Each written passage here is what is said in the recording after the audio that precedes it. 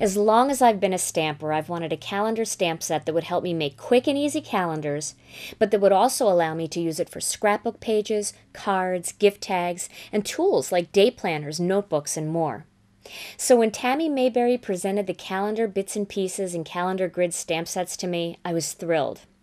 First, let me show you what's included in the calendar bits and pieces stamp set. Let's start with the numbers and the months. Not only do you get all of the numbers and months to create fabulous calendars, but you have all of the numbers to create the year dating back to the 1800s. This is perfect for scrapbooking your family tree. And look at these beautiful frames. Whew! You also get a couple of beautiful frames that work with Nestabilities dies and journaling lines to capture memories, jot down a small recipe, or add a favorite quote. And look, there are 4 whole columns full of words. Actually, there's a couple here too, so there's a lot of words. In fact, there's so many words and word combinations that I lose count every time I try to count them. And look at all of these little images. Tons of different images for all different seasons.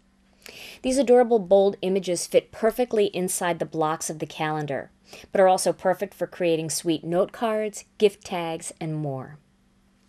And look at this little invitation block. This little invitation grouping is perfectly spaced for writing the date, time, place, and RSVP phone number.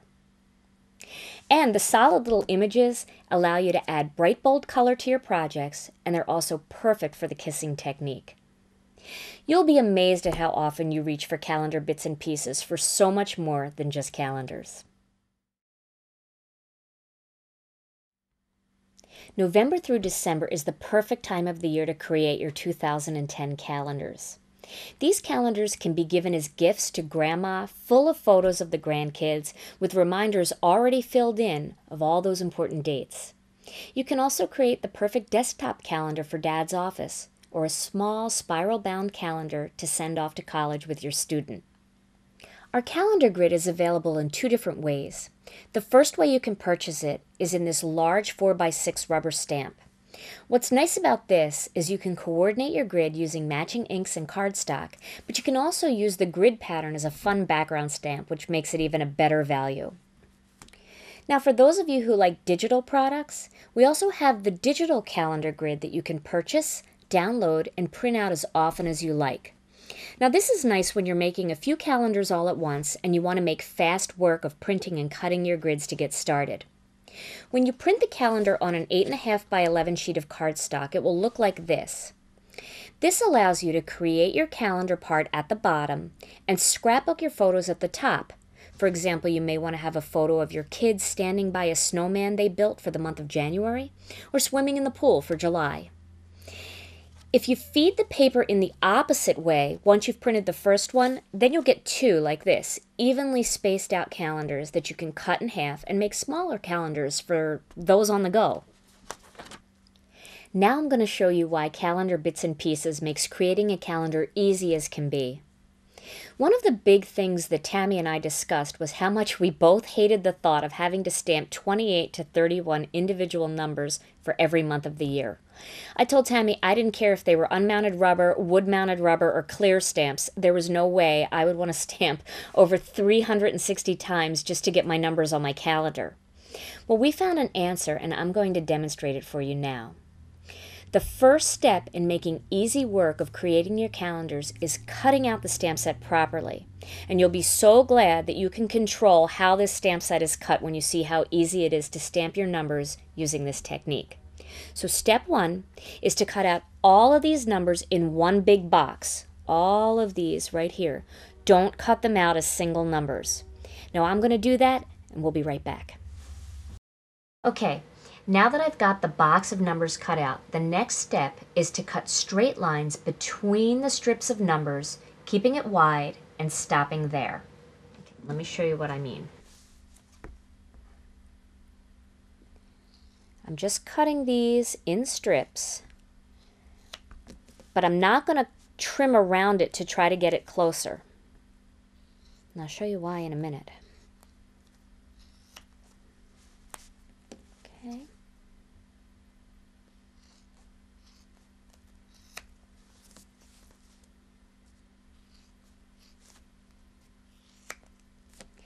I'm using the Tim Holtz scissors for this, and these are wonderful scissors. They make cutting rubber a breeze. They cut like butter. Okay, so there, now I have my strips cut out. Okay. Now, this box of numbers here is spaced perfectly to coordinate with both the rubber and digital calendar grids. So, now that I've got these all spaced out perfectly, since these numbers already coordinate with these grids, let me show you how I'm going to stamp on this grid. Okay, so for the month of December, let me grab my regular calendar. The month of December, the 1st starts on a Tuesday. So, I'm going to line up my stamps. This would be Tuesday, all the Tuesdays, all the Wednesdays, and see, I'm piecing them back together like a puzzle. There's all the Wednesdays, all the Thursdays, all the Fridays, and all the Saturdays. Now, another thing that you can do, you can tape off the numbers that you don't want to stamp. For example, if you were doing a month that only had 28 days, you could tape off these numbers before you apply your ink. So when you apply your ink, like that, then you just peel that little piece of tape off, and none of those numbers are inked up, so they're not going to leave an impression. But since December has 31 days, I'm going to ink them all up. Okay. Now the next step is to create a Stamp-A-Majig image using the stamp positioning tool. And the way you do that, just as a refresher, you're going to take your Stamp-A-Majig imaging sheet and you're going to put your Stamp-A-Majig tool right in the right angle of that imaging sheet. And then you're going to take your rubber stamp and you're going to position it so that it goes right into that right angle and stamps straight down. Now you've created the image of the calendar. And since December, the 1st starts on a Tuesday, we're going to line that up.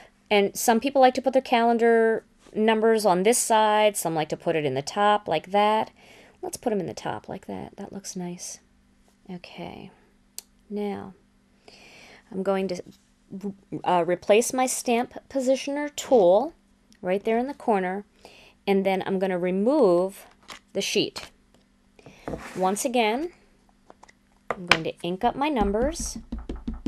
Let me hold that down so it doesn't wiggle.